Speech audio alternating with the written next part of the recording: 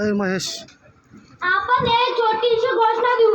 जय जय जय जय भवानी, जय जय जय जय जय शिवाजी, जय जय जय जय जय भवानी, जय जय जय जय जय शिवाजी, जय जय जय जय जय भवानी, जय जय जय जय जय शिवाजी.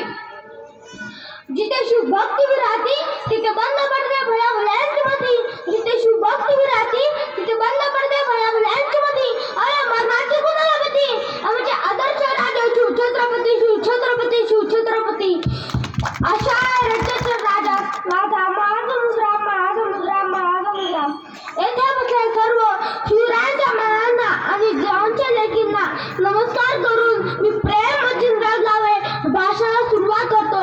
स्वतःच्या ममतावर विश्वास असणाऱ्याला दुसऱ्याच्या सामर्थ्याची भीती कधीच वाटत नाही आणि अशा सामर्थ्याला हवाची ताकद नियती सुद्धा करत नाही.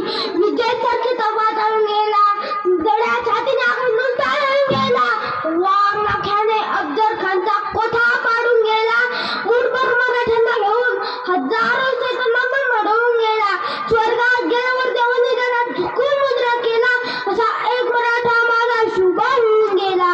ओम बोलल्याने मनाला शांती मिळते, साई बोलल्याने मनाला शक्ती मिळते, राम बोलल्याने पाप मुक्ती मिळते आणि जय शिवराय बोलल्याने आम्हाला 100 वाघांची ताकद मिळते. एक होते शिवाजी, त्यांना भीती नव्हती जगाची, त्यांना चिंता नव्हती परिणामांची, कारण त्यांना साथ होती भवानी मातेची आणि आईजाऊची. त्यांची जात मर्द मराठ्यांची, देशात लाटाली भगवाची आणि मूर्तमेढ रवळी स्वराज्याची. म्हणूनच म्हणतात जय भवानी जय शिवाजी. सर्वजण म्हणतात जय शिवाजी जय शिवाजी जय शिवाजी जय शिवाजी. कोण होते शिवाजी, कोण होते शिवाजी?